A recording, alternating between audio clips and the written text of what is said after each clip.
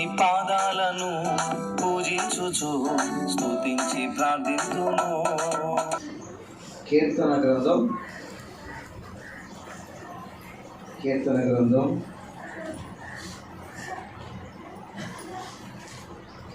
37వ కీర్తన. కీర్తన గ్రంథం 37వ కీర్తన.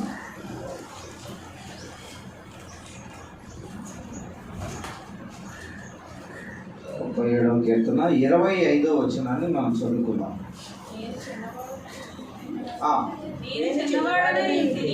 నేను చిన్నవాడనై ఉంటిని, ఇప్పుడు ముసలివాడనై ఉన్నాను. అయినను నీతిమంతులు విడువబడుట గాని వారి సంతానము భిక్షమెత్తుట గాని నేను చూచి ఉండలేదు. హల్లెలూయా.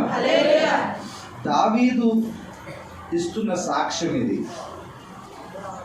నేను చిన్నవాడిగా ఉన్న దగ్గర నుండి ఇప్పటి వరకు ముసలివాడిగా ఉన్నాను. ఇప్పుడు ఆయన ఓల్డేజ్కి వచ్చాడు. ఆయన జీవితంలో ఒక సాక్ష్యాన్ని చెప్తున్నాడు. ఆయన చాలా విషయాలు చూశాడంట. చాలా విషయాలు చూశాడు. యుద్ధాల గురించి చూశాడు, రాజ్యాల గురించి చూశాడు, అధికారాలు చూశాడు, సింహాసనాలు చూశాడు, ఎన్నో చూశాడు. చాలామందిని చూశాడు ఆయన తన లైఫ్లో. కానీ ఒకటి మాత్రం ఆయన చూడలేకపోయాడంట. ఒకటి మాత్రం ఆయన జీవితంలో ఒకటి మాత్రం జరగలేదంట. ఒకటి చూడలేకపోయాడంట. ఏమి చూడలేకపోయాడు ఆయన అంటే నీతిమంతులు విడవబడడం. హల్లెలూయా.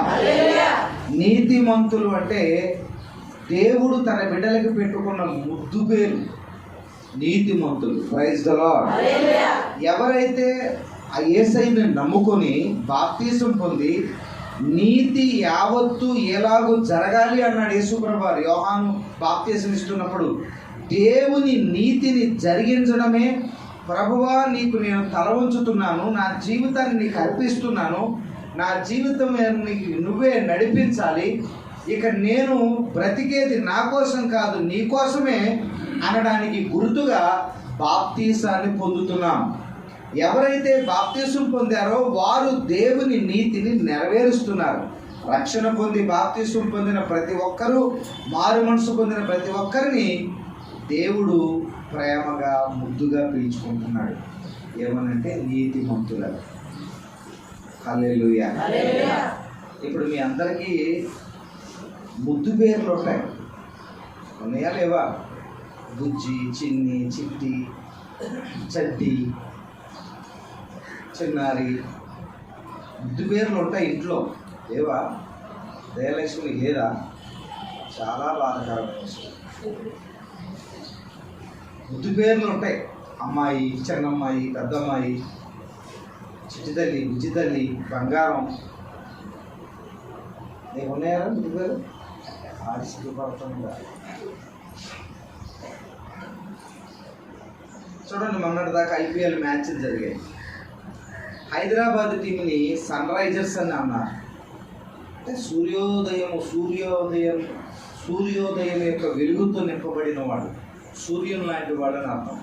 హైదరాబాదు టీంకి సూర్యుని లాంటి వాడని పేరు పెట్టారు. ఢిల్లీ క్యాప్టెన్స్ అంటే ఢిల్లీ రాజులు, రాజస్థాన్ రాయల్స్ రాజస్థాన్ రాజులు. ఒక రాజస్థాన్ టీంకి రాజస్థాన్ రాజులు అని పేరు పెట్టారు. ఢిల్లీ నాయకులు అని పేరు పెట్టారు. కోల్కతా నైట్ రైడర్స్ అంటే కలకత్తా చిరతపునులు అంటారు.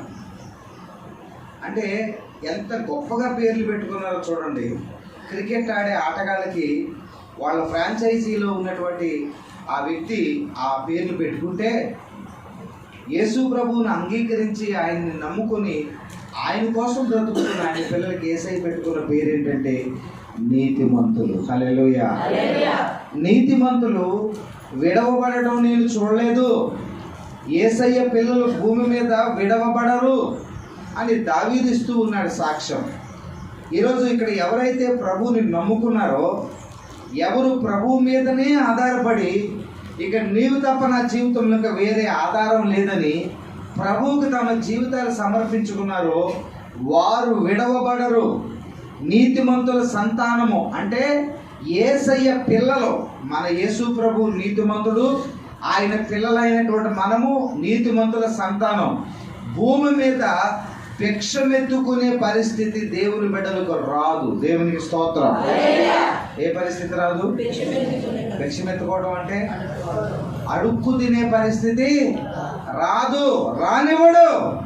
మనం ఆరాధిస్తున్నటువంటి దేవుడు, ఆయనను మనము నమ్ముకున్నప్పుడు ఆయన మనలను విడిచిపెట్టాడు. Praise the lord.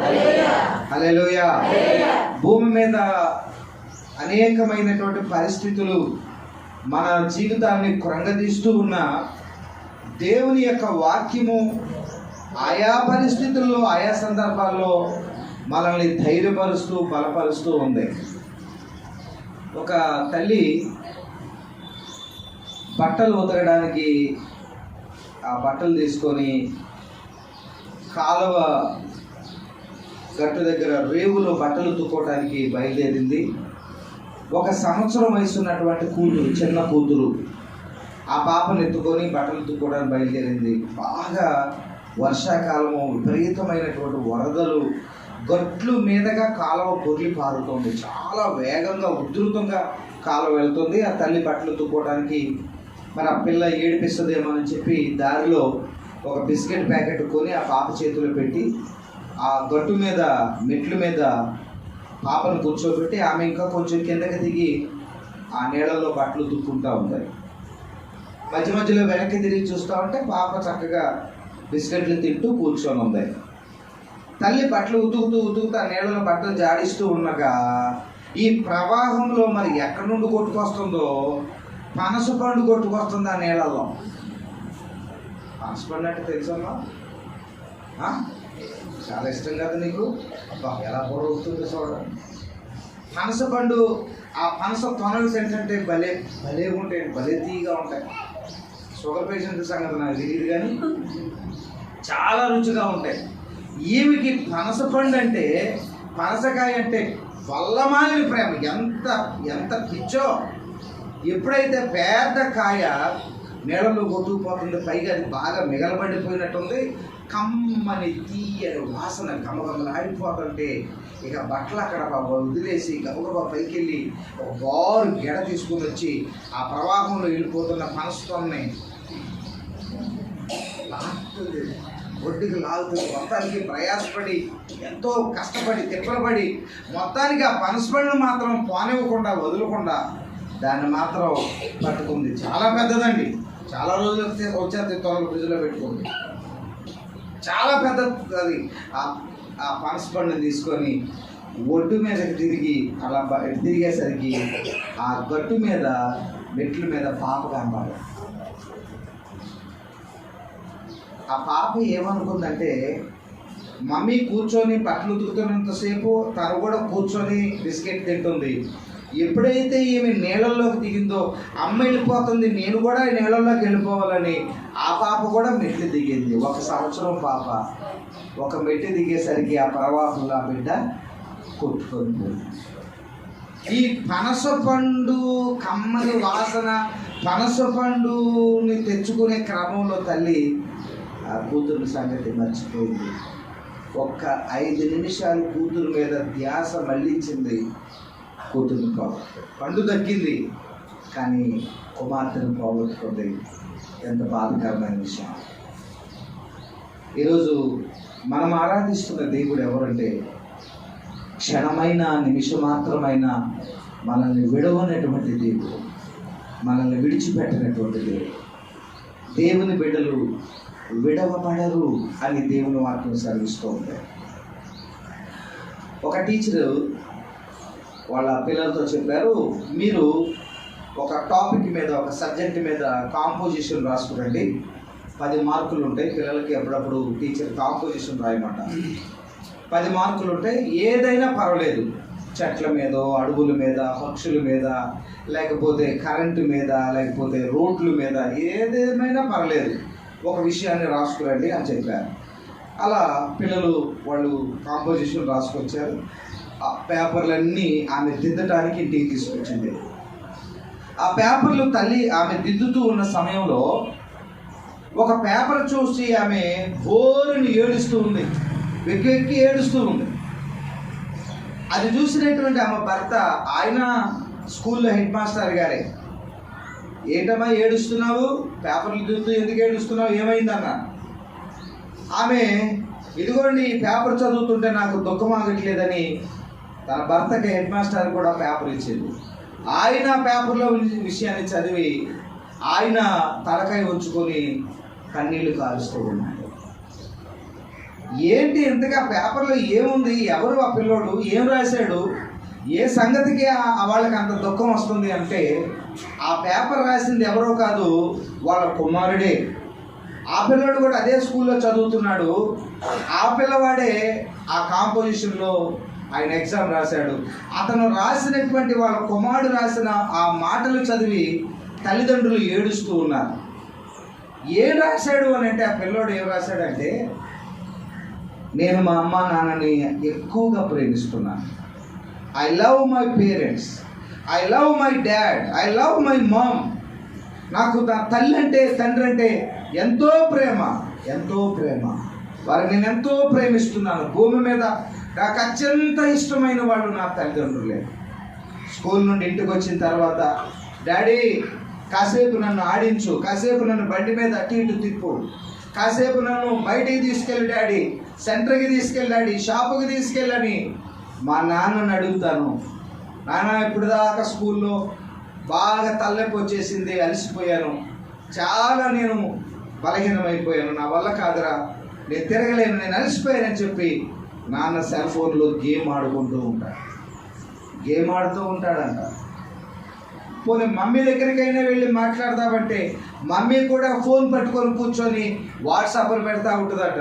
ఫోన్లో మాట్లాడుతూ ఉంటుంది, స్నేహితురాలతో మాట్లాడుతూ ఉంటుంది.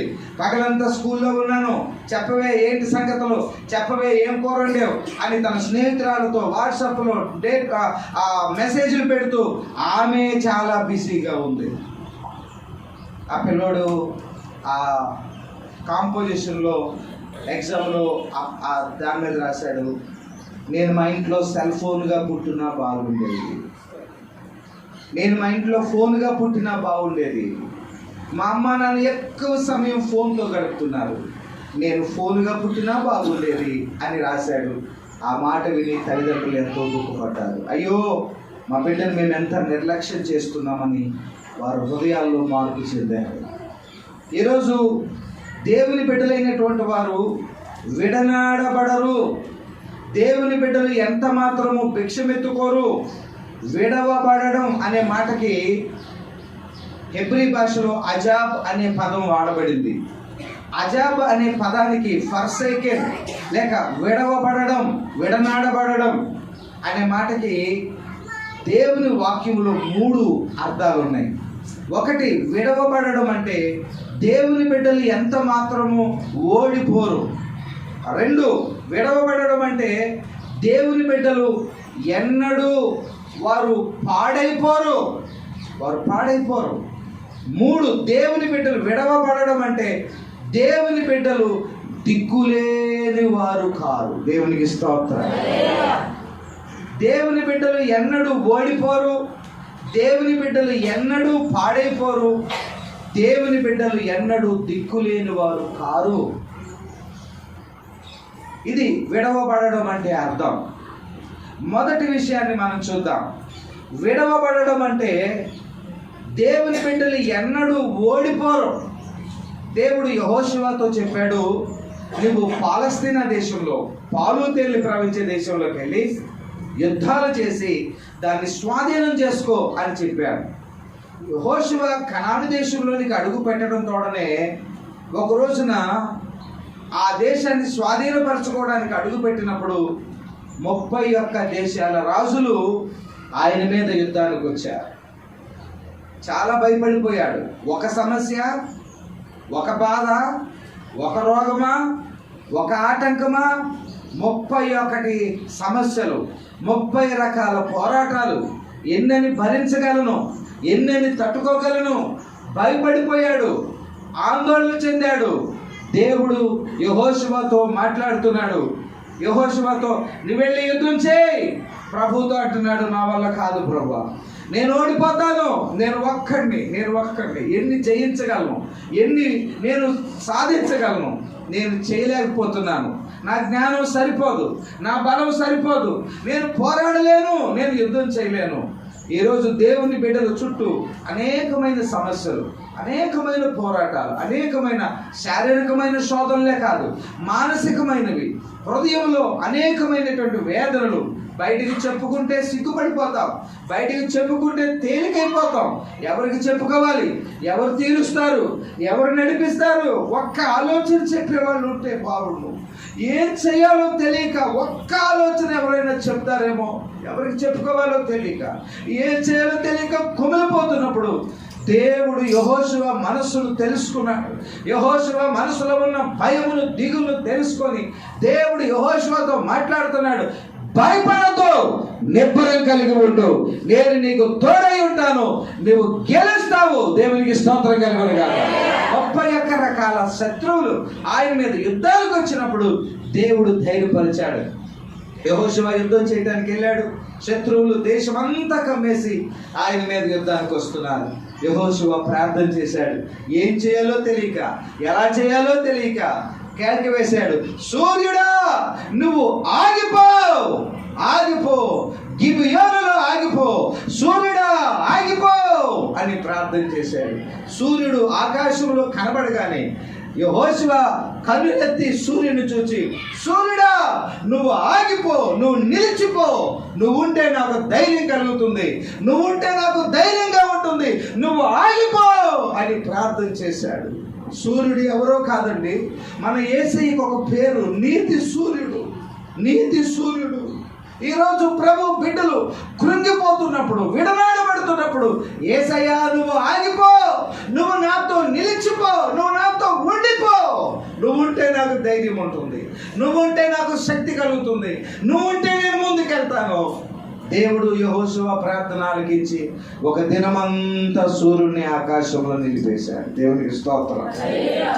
అందుకే ఫిబ్రవరి నెలలో 30 రోజులలో 28 రోజులే ఉంటాయి. ఎందుకు అని అంటే ఆనాడు యెహోషువ సూర్యుడిని ఒక రోజంతా ఆపేశాడు కనుక కాలక్రమంలో ఒక రోజు మిస్ అయిపోయింది. అది ఫిబ్రవరి నెలలో కనబడుతుంది. దేవుడు అద్భుతకరుడు అనడానికి ఫిబ్రవరి నెల ఒక సాక్షి చెప్తుంది. యెహోషువ ఒక దినము సూర్యుడిని ఆపేశాడు. Praise the lord. ఓడిపోలేదు, దేవుడు జయమిస్తూ ఉన్నాడు. అంతేకాదు, ఇశ్రాయేలీల సైన్యము చంపిన వారి కంటే ఆ రోజున దేవుడు ఆకాశము నుండి అగ్ని వడగళ్ళు కురిపించాడట శత్రువుల మీద. పైనుండి అగ్ని వడగళ్ళు, కాలుతో ఉన్నటువంటి రాళ్ళు. వడగళ్ళు అంటే పైనుండి మంచు కట్టలు పడటం మనం చూసాం, కానీ కాలుతూ ఉన్న మండుతున్నటువంటి అగ్ని వడగళ్ళు పడ్డాయట శత్రువుల మీద. కత్తివాత చంపిన వారి కంటే అగ్ని వడగళ్ళు పైనుండి పడి చచ్చిపోయారు చాలామంది, టోటల్గా చనిపోయారు. ఈ మధ్యకాలంలో సైంటిస్టులు యెహోషువ యుద్ధం చేసిన ప్రాంతంలో వాళ్ళు పరిశోధన చేస్తున్నప్పుడు అక్కడ కొన్ని రాళ్ళు వారిని చాలా ఆకర్షించాయంట. ఆ రాళ్ళు భూమి మీద ఉన్నటువంటి రాళ్ళలాగా లేవు, అవి ప్రత్యేకంగా కనబడుతున్నాయని వాటిని ల్యాబ్లోకి తీసుకెళ్ళి పరీక్ష చేస్తున్నారు. పైగా ఆ రాళ్ళు ఎక్కడైతే పడ్డాయో పైనుండి పడడం వల్ల ఈ కింద ఉన్నటువంటి కొండలకి రంధ్రాలు పడ్డాయంట, రాళ్ళు రంధ్రాలు పడ్డాయి. ఒక రాయి మీద పడితే ఎలా రంధ్రం పడుతుంది అని అంటే 28,000 డిగ్రీల వేడితో ఉన్నటువంటి ఆ రాళ్ళు 28,000 సెంటిగ్రేడ్ అంతటి వేడితో ఉన్నటువంటి రాళ్ళు 28,000 డిగ్రీల సెంటిగ్రేడ్ అంటే ఎంత వేడో ఒకసారి ఆలోచించండి. 28,000 డిగ్రీల వేడైనటువంటి రాళ్ళు భూమి మీద ఉన్నటువంటి ఆ కొండల మీద పడినప్పుడు వీటికి రంధ్రాలు అక్కడక్కడ రంధ్రాలు పడిపోయినాయి. వాళ్ళు ల్యాబ్లో చూసి చెప్పారట, ఇవి భూమి మీద ఉన్న రాళ్ళు కాదు, ఇవి అంతరిక్షం నుండి పడినటువంటి రాళ్ళు. దేవునికి స్తోత్రం. అర్థమవుతుందని చెప్తున్న మాటలో అంతరిక్షం నుండి పడ్డాయి, పైనుండి ఏవో కొన్ని రకాల రాళ్ళు పడ్డాయి. ఈ పైన ఉన్నవి ఈ భూమి వాతావరణానికి సంబంధించిన రాళ్ళు కాదని వారు చూశారు. ఎక్కడివి పైనుండి రాళ్ళు? వాళ్ళు బైబిల్ దగ్గరికి వచ్చినప్పుడు వారికి ఆన్సర్ దొరికింది. ఆనాడు దేవుడు పంపిన రాళ్ళు. దేవునికి స్తోత్రం కలుగును. హల్లెలూయా.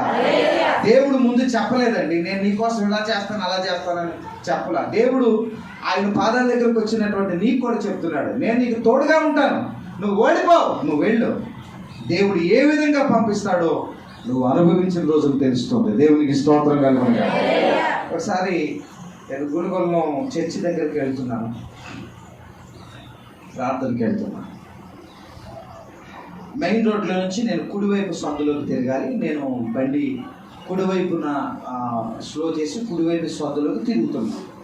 ఈ లోపల ఆ మెయిన్ రోడ్లోంచి ఒక లారీ వేగంగా వచ్చి అతను కూడా కుడివైపుకే తిరుగుతున్నా, నన్ను దాటి అట్లా కుడివైపు తిరుగుతూ స్టీరింగ్ని బలంగా తిప్పేసరికి ఆ లారీ అమాంతంగా నా మీదకి వచ్చేసింది. ఎప్పుడైతే ఆ లారీ నా మీదకి వచ్చిందో నా భుజానికి ఆ లారీ వెనకాల బాడీ తగిలి వెంటనే నేను రోడ్డు పక్కన ఉన్నటువంటి రాళ్లలో పడిపోయాను.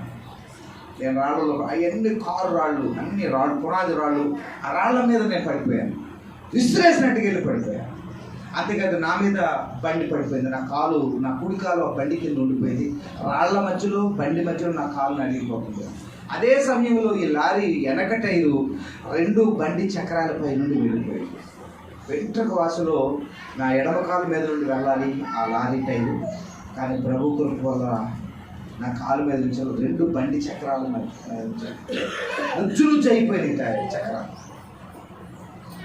ఇలా చుట్టుపక్కల ఉన్నవారు, పాస్టర్ గారు పడిపోయారు, బండి పడిపోయిందని అందరు కేకలేశారు. అందరూ చచ్చిపోయాడు అని అంటున్నారు. కాసేపు ఆ రాళ్ళ దెబ్బకి నాకు ఏం అర్థం కాలేదు.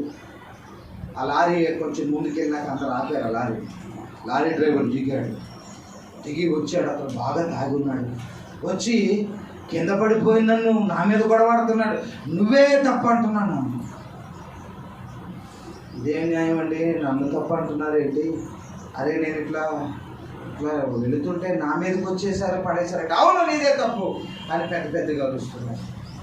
ఇక నేనేం మాట్లాడి ఓపిక కానీ మాట్లాడటం నాకు కొంచెం గన్ని దెబ్బలు తగిలే, చాలా బలహీనమైపోయాను.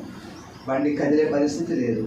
సరే అట్లా చాలాసేపు అక్కడ నన్ను కూర్చోబెట్టాను. తర్వాత మెల్లగా నన్ను తీసుకొని వెళ్ళాను, బండిని షెడ్లో తీసుకెళ్ళాను.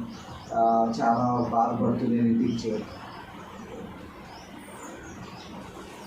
నెల రోజులు అయిపోయింది, 2 నెలలు అయిపోయింది, 3 నెలలు అయిపోయింది. బండిని బాగు చేయించుకున్నాను. కొంచెం అవన్నీ కూడా తగ్గిపోయినాయి. మళ్ళీ దేవుని వాక్యాన్ని ప్రకటిస్తున్నాను, ప్రార్థన చేస్తున్నాను. సరిగ్గా 5 నెలల తర్వాత 5వ నెలలో ఈ లారీ డ్రైవరు కుంటూ గుండుగోలు మందిరంలోకి వచ్చి కూర్చున్నాడు. నేను ఆయన చూస్తున్నాను, ఆయన నన్ను చూస్తున్నాను. చూపులే కానీ ఇక మాకు మాట్లాడలేదు. మరి ఎందుకంటే ఆ రోజు నన్ను కలిశాడు కదా. మరి ప్రభు దగ్గరకు వచ్చాయి. ఆయన నన్ను చూస్తున్నాడు, నేను ఆయన చూసి ప్రసంగం అయిపోయింది. ఆ ప్రసంగం అయిపోయాక మెల్లగా నా దగ్గరకు వస్తున్నాను. వస్తుంటే ఇక బ్యాలెన్స్ ఏమైనా ఉన్నాయేమో తిట్లు. మీకు అర్థమైందా? 5 నెలల క్రితం ఏమైనా తిట్లు బ్యాలెన్స్ ఉన్నాయేమో, మళ్ళీ తిడతాక వస్తున్నాడేమో అనుకుని నేను అట్లయితే చూస్తున్నా. మొత్తానికి వచ్చాడు. పాస్టర్ గారు సాక్ష్యం చెప్తానమ్మా, చెప్పండి మైక్ తీసుకున్నాడు, సాక్ష్యం చెప్తున్నాడు. దేవుని స్తోత్రాలండి. 5 నెలల క్రితం ఈ పాస్టర్ గారు బండి మీద వెళ్తున్నప్పుడు నేనే దురుసుగా లారీని ఆయన మీదకి పోనిచ్చాను. నాకు తెలుసు నేను తప్పు చేశాను. నేను లారీని ఆయన మీదకి తీసుకొని వెళ్ళాను. ఆయన పడిపోయాడు, దెబ్బలు తగిలాయి. కానీ ఆయన ఏమీ మాట్లాడలేదు, ఆయన ఏమీ సంభాషణ చేయలేదు, మౌనంగా ఉండిపోయాడు. నేను ఆయన మీదకి నా లారీని నడిపాను, ఆయనకి బాధ పెట్టాను, కష్టపెట్టాను. ఆయన వెళ్ళిపోయారు, నేను వెళ్ళిపోయాను. ఆ తర్వాత 1 వారం తర్వాత నేను ఈ లారీ ఎక్కుతూ జారి కింద పడిపోయాను. నా కాలు విరిగింది. 5 సార్లు ఆపరేషన్ చేశారు కానీ ఈ కాలు సెట్ అవ్వలేదు. 5 లక్షలు ఖర్చు అయ్యాయి.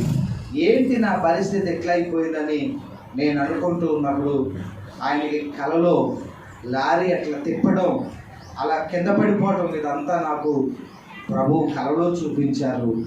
నా తప్పును ఒప్పుకోవటానికి వచ్చాను, నన్ను క్షమించండి, నా కోసం ప్రార్థన చేయండి అని ఏడ్చుకుంటూ సాక్ష్యం చెప్తున్నప్పుడు చాలా ఆశ్చర్యం వేసింది. ఆయన కొరకు ప్రార్థన చేశాం. ప్రభు ఆయన గాయాన్ని స్వస్థపరిచాడు, కాలును స్వస్థపరిచాడు. దేవునికి స్తోత్రం. హల్లెలూయా. ఈరోజు నువ్వు పడిపోయావా, నువ్వు కృంగిపోయావా, పడద్రోయబడ్డావా, అవమానించబడ్డావా, మనుషుల చేత మోసగించబడ్డావా, వెలివేయబడ్డావా, దేవుడు చూస్తున్నాడు. నీతిమంతులు విడవబడరు అంటే వాళ్ళు ఓడిపోరు. ఈరోజు నువ్వు పడిపోయింది రేపు లేవడానికే. దేవునికి స్తోత్రం. హల్లెలూయా. కాబట్టి దేవుని ప్రజలైనటువంటి వారిని దేవుడు ఎన్నడూ విడిచిపెట్టాడు. దేవునికి స్తోత్రం కలుగుగా. చెయ్యి విడువడు ఎన్నడు, విడనాడడు ఎప్పుడు. చెయ్యి విడువడు ఎన్నడు, విడనాడడు ఎప్పుడు. కన్న తల్లి చేర్చున్నాడు, నన్ను చేర్చున్న ప్రియుడు. కన్న తల్లి చేర్చున్నాడు, నన్ను చేర్చున్న ప్రియుడు. చప్పట్లు కొడుతూ హల్లెలూయా, హల్లెలూయా, హల్లెలూయా, హల్లెలూయా, హల్లెలూయా, హల్లెలూయా, హల్లెలూయా, హల్లెలూయా. దేవుడు ఎన్నడూ విడనాడడు ఎప్పుడు. దేవుడు ఎన్నడూ విడనాడడు.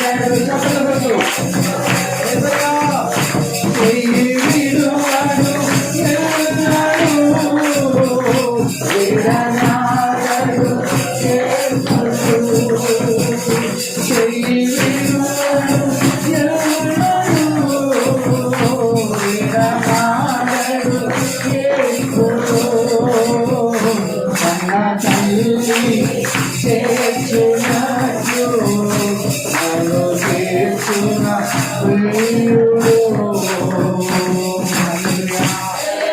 ప్రభువు తన బిడ్డలైన వారితో ఏం చెప్తున్నాడు చూడండి. నేరుగా దేవుడే తన ప్రజలతో ఏం చెప్తున్నాడు.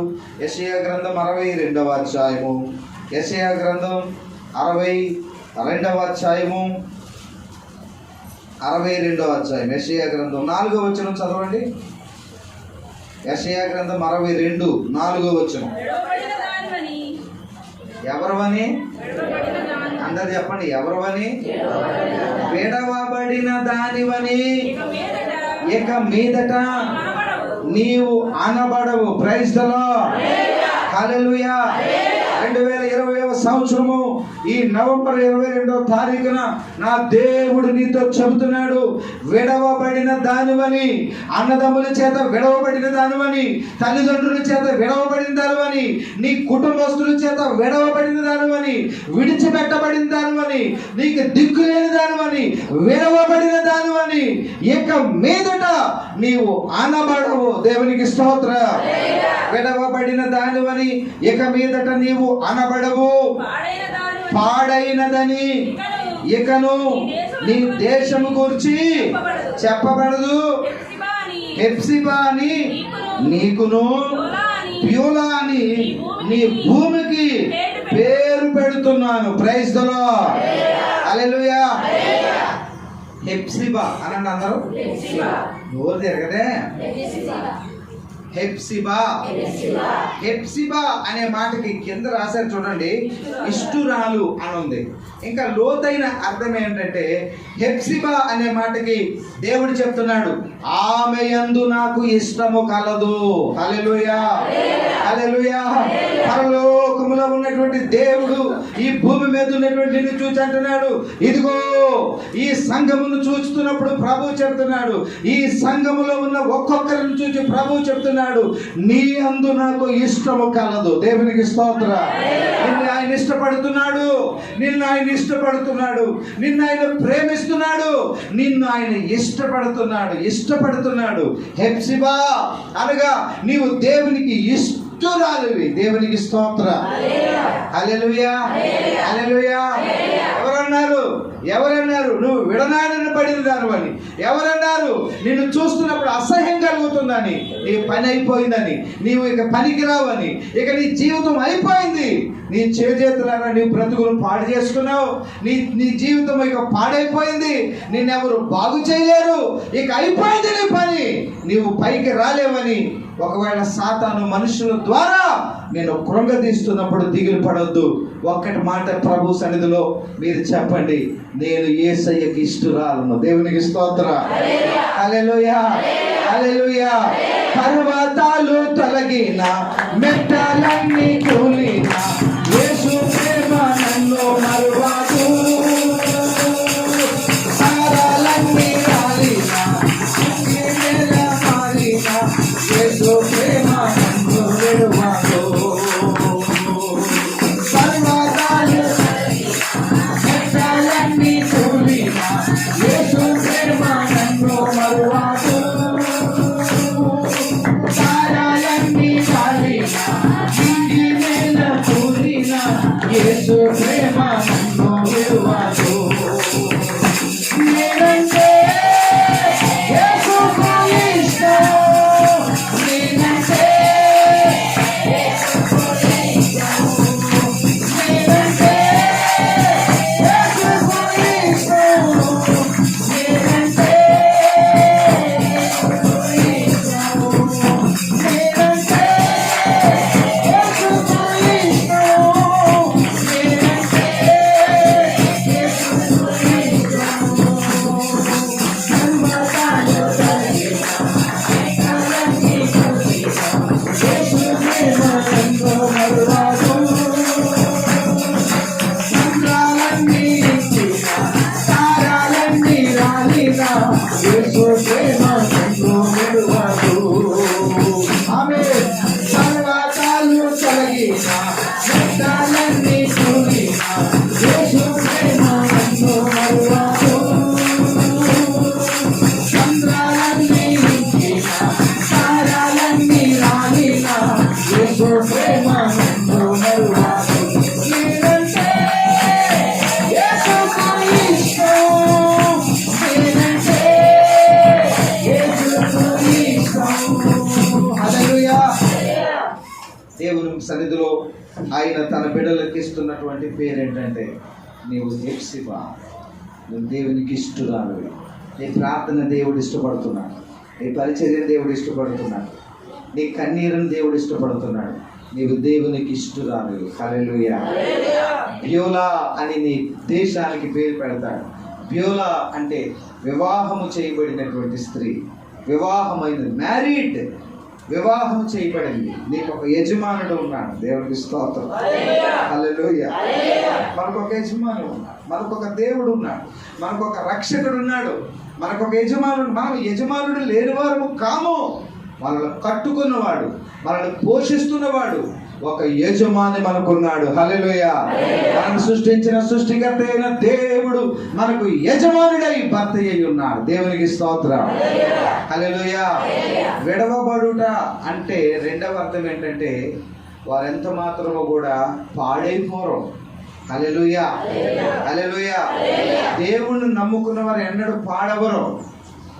ఒకవేళ వారి పరిస్థితి ఒకవేళ కృంగిపోయినా, పరిస్థితులు దిగజారినా, అందులో నుండి దేవుడు మరలా 1000 రెట్లు ఆశీర్వాదంతో తిరిగి లేపుతాడు. దేవునికి స్తోత్రం.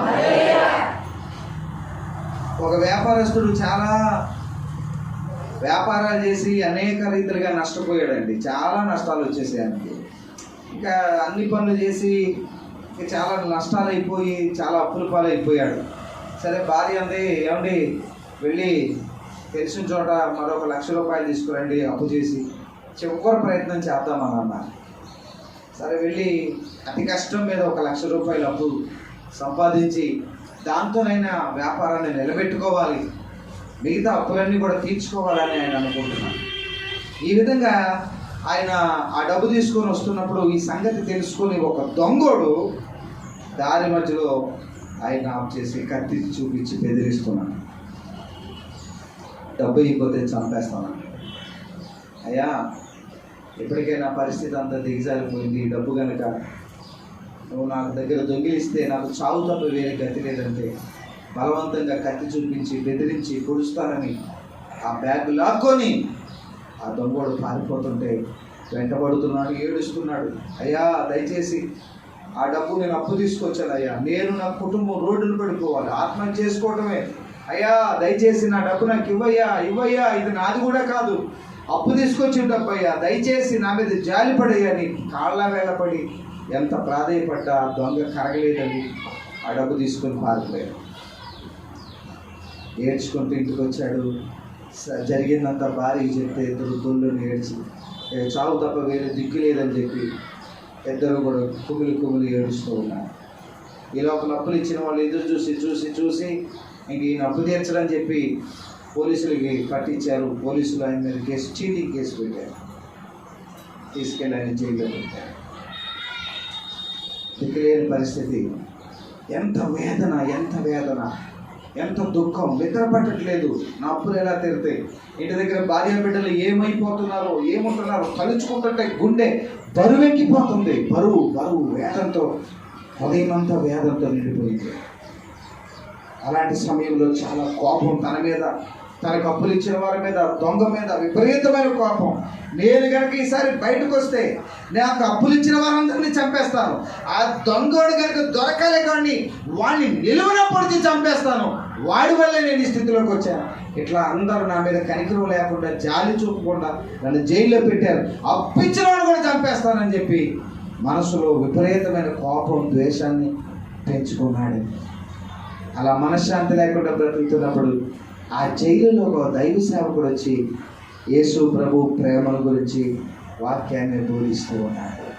ఎంత మధురమో యేసుని ప్రేమ, ఎంత మధురమో నా యేసుని ప్రేమ, ప్రేమ ప్రేమ ప్రేమ ప్రేమ. యేసయ్య నిన్ను ప్రేమించి నీ పాపముల కొరకు ఆయన శిలువలో చనిపోయాడు. తను హింసించిన వారిని ఆయన క్షమించాడు. యేసు ప్రభువుని నమ్ముకుంటే శాంతి, నెమ్మది కలుగుతుందని దైవ సేవకుడు చెప్తున్నప్పుడు విన్నాడు. యేసయ్యకి తన కష్టమంతా చెప్పుకున్నాడు, ప్రార్థన చేశాడు. ప్రభువా, నా పరిస్థితిని కనుక నువ్వు మారిస్తే జీవితం అంతా నేను నీకు రుణస్తున్నై ఉంటాను. ప్రభువా, నా జీవితాన్ని జ్ఞాపకం చేసుకోండి. యేసయ్య ఎంత మంచి దేవుడో తెలుసండి. ఆయన పిలిచిన ప్రతి ఒక్కరి యొద్దకు ఆయన వస్తారు. హల్లెలూయా. వారి హృదయంలోనికి వచ్చి వారిని ఆదరిస్తారు.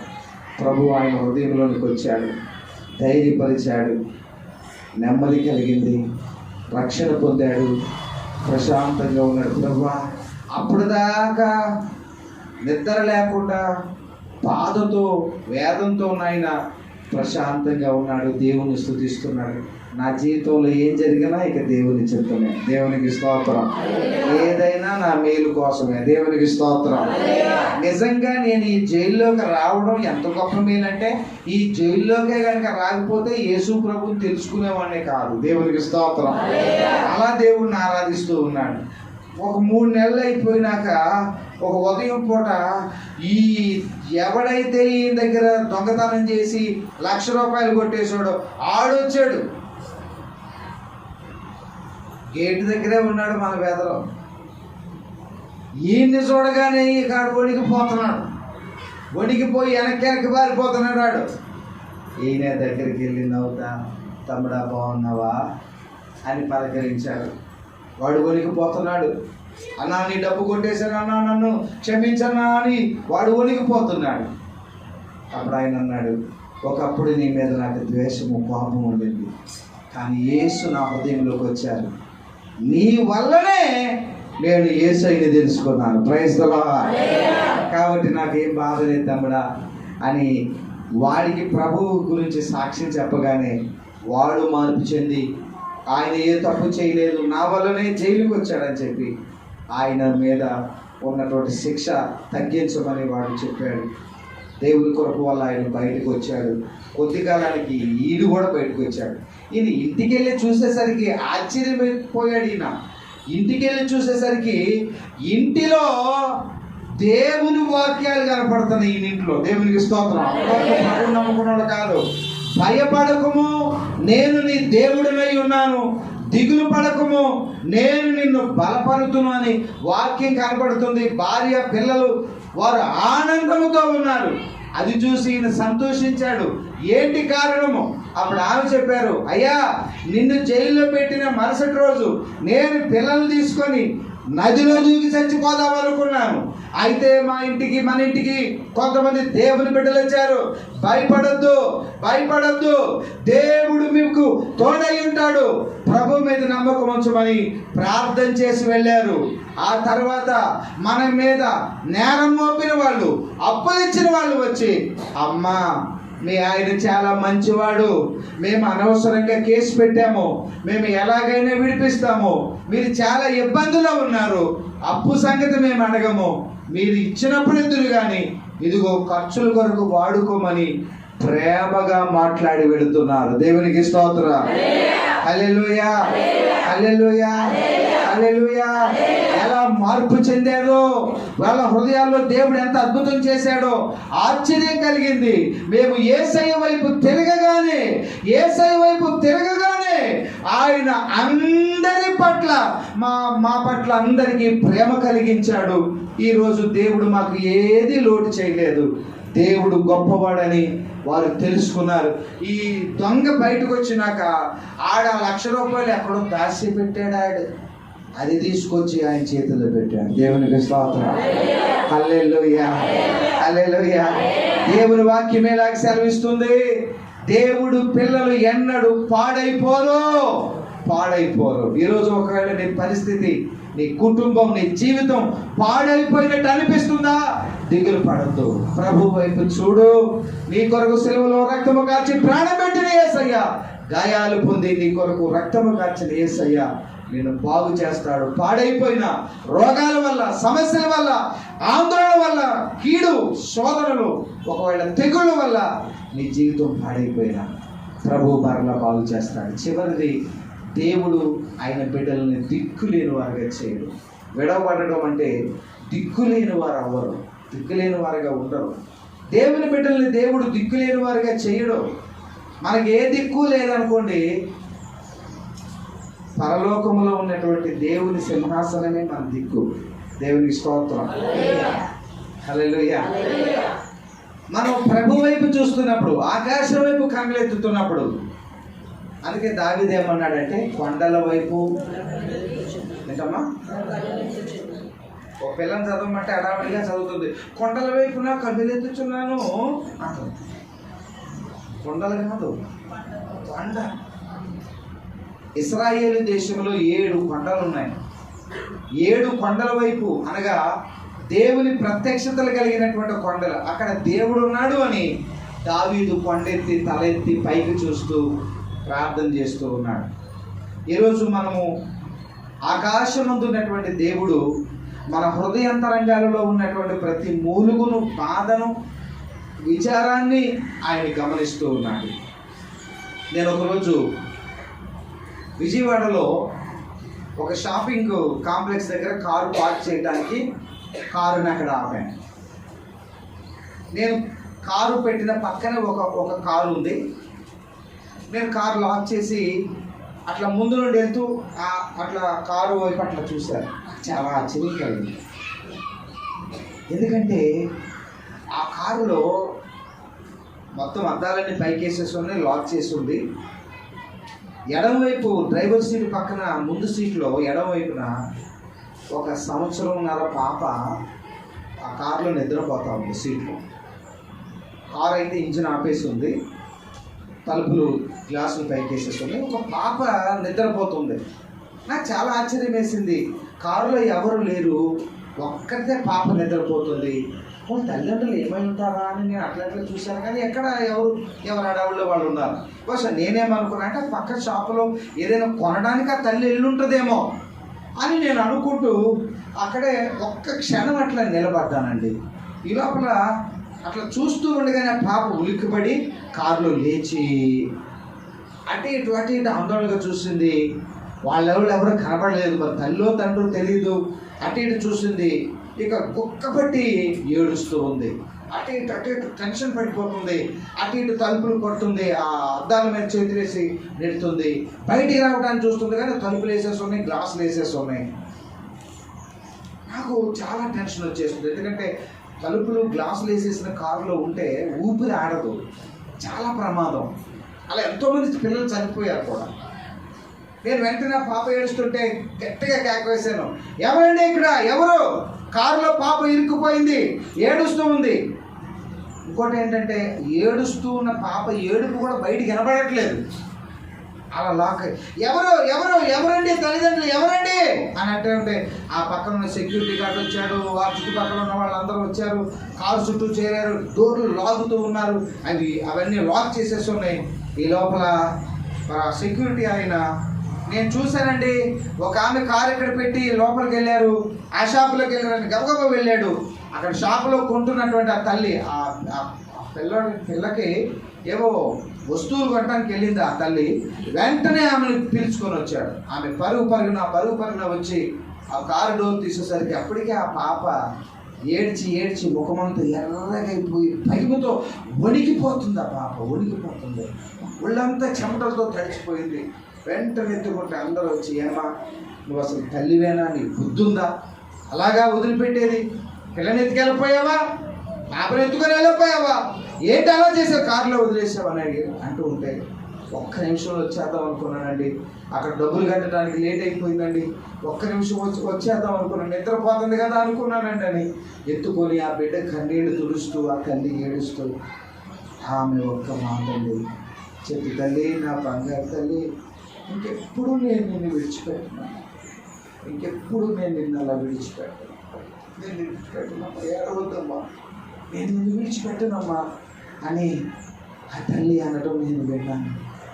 ఆ బిడ్డ తల్లి భుజాలకి హత్తుకొని గట్టిగా పట్టేసుకున్నా. ఆ పాపకి నోరైతే రాదు కానీ మాటలు చెప్పలేదు, కానీ ఆ పాప తల్లిని భుజాలను మెడ మీద వాటేసుకొని గట్టిగా కరుసుకుపోయింది. ఆ బిడ్డ ఉద్దేశం ఏంటంటే, మమ్మీ ఇంకెప్పుడు నన్ను వదిలిపెట్టాను, నిమిషమైనా నన్ను వదిలిపెట్టాను, నేను ఉండలేదు. అసబిడ్డ తల్లిని కౌగిలించుకొని ఏడ్పాకేసింది. ఈ ఉదయకాలము మనం ఆరాధిస్తున్న దేవుడు క్షణమైనా మనల్ని విడిచిపెట్టాడు. ఆయన మనల్ని ప్రేమిస్తూ ఉన్నాడు, ఆయన మన మీద జాలి పడుతూ ఉన్నాడు. ఇదిగో నేను నిన్ను దిక్కులేని వారిగా చేయను, శ్రమలో దుఃఖములో ఆదరించేవారు లేక, ధైర్యం చెప్పేవారు లేక, ప్రభు సన్నిధిలో ఏడుస్తున్నప్పుడు నువ్వు దిక్కులేని బిడ్డవు కాదు, నీకు దిక్కెవరు లేరు అనుకోవద్దు. ఒకవేళ నీ ఇంటి వారు అనొచ్చు, ఎక్కడికి వెళ్తావు, ఎవరున్నారు నీకు, ఎవరు సహాయం చేస్తారు, ఒకవేళ నీ చుట్టూ ఉన్న విరోధులు అనుకోవచ్చు. ఏం చేస్తారు ఇప్పుడు, ఏం చేస్తారు? మన పక్షముగా మనకు గొప్ప దిక్కు ఉన్నది, ప్రభు మనకున్నాడు. ఆయన మించిన వారు ఈ లోకంలో ఎవ్వరూ లేరండి. హల్లెలూయా. ఇదిగో ఈరోజు ప్రభు చెప్తున్నాడు, మనము దిక్కు లేని వారము కాదు. నీతిమంతులు విడవబడలేదు, నీతిమంతులు వారు ఇతరుల వైపు చెయ్యి చాపరు. దేవుడు మనకు తోడుగా ఉన్నాడు, దేవుడు మనకు తోడై ఉన్నాడు. ఎలిజబెత్ బ్రౌనింగ్ అనే ఒక సహోదరి ఉంది. ఆమె చదువు నిమిత్తం యూనివర్సిటీకి వచ్చింది. యూనివర్సిటీకి వచ్చినాక అక్కడ చదువు పూర్తయిపోయింది. తల్లి ప్రేమ ఆమెకు చిన్నప్పుడే తల్లి చనిపోయింది. తల్లి చనిపోయినప్పుడు తండ్రి ఆ కుమార్తె విషయంలో బాధ్యత వహించి కూతుర్ని చదివించాడు. చదివించినాక ఆమె ఒక 100 కిలోమీటర్ల దూరంలో యూనివర్సిటీలో చదువుతూ ఉంది. చదివిన తర్వాత అక్కడే ఉద్యోగము వచ్చింది. ఉద్యోగం వస్తే నాన్న నాకు ఇక్కడ ఉద్యోగం వచ్చింది, నేను ఇక్కడ ఉద్యోగం చేస్తాను అన్నాడు. తండ్రి అన్నాడు, లేదమ్మా నువ్వు వెంటనే చదువు ముగించుకొని ఇక్కడికి వచ్చేయాలి అన్నాడు. లేదు నాన్న నాకు ఉద్యోగం చేయాలని ఉంది నాన్న, నేను ఇక్కడ జాబ్ చేస్తాను నాన్న, నువ్వే నా దగ్గరికి రానన్నా. ఇంకంటే ఆ తండ్రి ఏం మాట్లాడలేదు. ఆ తర్వాత నుండి కూతురు ఎన్ని ఉత్తరాలు రాసినా ఆయన రిప్లై ఇవ్వలేదు. ఏంటి నాన్న ఏంటి రిప్లై ఇవ్వట్లేదని కూతురు అనేక సార్లు తన ఇంటికి వెళ్ళిన కూతురు ముఖం చూడటానికి కూడా ఆయన ఇష్టపడలేదు. సరే నాన్న నేను ఉద్యోగం మానేస్తాను, నీ మాట విన్నందుకు క్షమించు అని ఎంత ప్రాధాయపడినా నువ్వెందుకు నా మాట వినలేదు, ఒక చిన్న కారణం చేత నాన్న నేను ఉద్యోగం చేస్తాను నాన్న అని కూతురు ఇష్టపడింది, కోరుకుంది. ఎందుకో ఆమె ఇది ఇష్టపడలేదు తండ్రి. తర్వాత ఒక దేవుని నమ్ముకున్నటువంటి ఒక ప్రొఫెసర్ గారు ఆమెను ఎలిజబెత్ బ్రౌని వివాహం చేసుకోవడానికి వచ్చారు. నాన్న ఇదిగో ఈ యవనస్తుడు నన్ను వివాహం చేసుకుంటానంటున్నారు, మరి మీ అంగీకారం చెప్పండి నాన్న. ఆయన ఏమీ మాట్లాడలేదు, ఆయన ఏమీ మాట్లాడట్లేదు. ఎందుకు ద్వేషిస్తున్నాడో తెలియదు, ఎందుకంత కోపమో తెలియదు. నేను ఏం తప్పు చేశాను నాన్న, ఏం తప్పు చేశాను నాన్న, నన్ను క్షమించు నాయన, నా వివాహం చేయండి నాయన. ఆయన ఏమీ మాట్లాడట్లేదు. ఆమె వివాహం చేసుకున్నారు, దేవుడు మంచి స్థితిని ఇచ్చారు. ఆయన ప్రొఫెసరు, ఆమె మంచి ఉద్యోగం చేస్తూ ఉన్నారు, దూరంగా ఉంటున్నారు. కానీ ఎన్నిసార్లు తండ్రి దగ్గరికి వచ్చినా ఆయన మాట్లాడట్లేదు. ఆమె ఎన్నోసార్లు ఆమె ఉత్తరాలు రాస్తూ ఉండేది. ఆమె ప్రతి రోజు ప్రతి గంట తండ్రి గురించి ఆలోచిస్తుంది. నన్ను ఎంతో ప్రేమించారు తండ్రి, ఎందుకంత ద్వేషిస్తున్నాడు, ఎందుకు నాతో మాట్లాడలేదని ఎంతో దిగులు చెందుతూ ఉండేది. ఒకరోజు కాదండి, 2 రోజులు కాదు, 3 రోజులు కాదు. ఆయనకి ఇష్టం లేకుండా ఆమె అక్కడ నుండి రాలేదని, ఆయనకి ఇష్టం లేని వివాహం చేసుకుందన్న కారణం చేత ఆ బిడ్డను తండ్రి ద్వేషించి మాట్లాడకుండా ఆమెను దూరంగా పెట్టేశాడు. 1 రోజు కాదు, 2 రోజులు కాదు. తండ్రి ప్రేమ కోసం ఆ బిడ్డ పడుతున్న ఆరాటం అంతా ఇంత కాదు. 1 సంవత్సరం 2 సంవత్సరాలు కాదు, 41 సంవత్సరాలు, 41 సంవత్సరం తండ్రి ప్రేమ కోసం ఆ కూతురు అల్లాడుతూనే ఉంది. కానీ ఒక్కసారి కూడా ప్రేమతో పలకరించలేదు. ఎన్నిసార్లు వెళ్ళినా, ఎన్నిసార్లు ఉత్తరాలు రాసినా, ఈ 41 సంవత్సరంలో ఆ తల్లి ఎలిజబెత్ బ్రౌనింగ్ 7,000 ఉత్తరాలు రాసిందంటండి. 7,000 ఉత్తరాలు. ఒక్క ఉత్తరాన్ని కూడా తండ్రి జవాబు ఇవ్వలేదు. ఒక్క ఉత్తరాన్ని కూడా తండ్రి రిప్లై ఇవ్వలేదు. ఆ ఉత్తరం రాగానే తీసి చించేవతలు పడేస్తున్నాడు. ఆ కూతురు ఏం మాట్లాడుతుందో, ఏం చెబుతుందో వినే మనస్సు కూడా ఆ తండ్రికి లేదు. ఎంత కఠినమైన తండ్రి! తాను చచ్చిపోయేంత వరకు కూతుర్ని ద్వేషిస్తూనే చనిపోయాడు. 41 సంవత్సరాలు తండ్రి ప్రేమ కోసము, ఆదరణ కోసము కూతురు ఎదురు చూస్తూనే ఉంది. కానీ ఆ బిడ్డకి అది దక్కలేదు. కానీ ఈరోజు మనందరికీ ఒక పరలోకపు తండ్రి ఉన్నాడు. మనందరికీ ఒక తండ్రి ఉన్నాడు. మనందరికీ ఒక పరలోకపు తండ్రి ఉన్నాడు. నువ్వు ఆయన దగ్గరకు వచ్చినప్పుడు ఆయన నిన్ను త్రోసివేయి, ఆయన నిన్ను తృణీకరించడు. నువ్వు పాపములో జీవించి లోకములో బ్రతికి ఎన్నోసార్లు ఆయన్ని దుఃఖపరిచిన నువ్వు ఆయన వైపు తిరిగి ప్రభువా ఆయన ఒక్క ఉత్తరం, ఒక్క మాట, ఒక్క ఉత్తరము, ఒక్క పలుకు ఆయన వైపు పలికినప్పుడు ఆయన పరలోకమును విడిచి నీ అందుకు దిగి వస్తాడు. నిన్ను విడిచిపెట్టడు. నువ్వు దిక్కులేని దానివి కాదు. నీతిమంతులు విడవబడరు, వారు ఎన్నడూ దిక్కులేని వారు కారు. మనల్ని క్షమించి మన కొరకు పరిగెత్తుకొచ్చే పరలోకం తండ్రి మనకు తోడై ఉన్నాడు. ప్రార్థన చేసుకుందాం. దయచేసి సర్వవంచండి. ప్రభువు ఆయన ప్రజలను విడిచిపెట్టక విడనాడక తన ప్రజలకు తోడై ఉండటానికి స్థలములు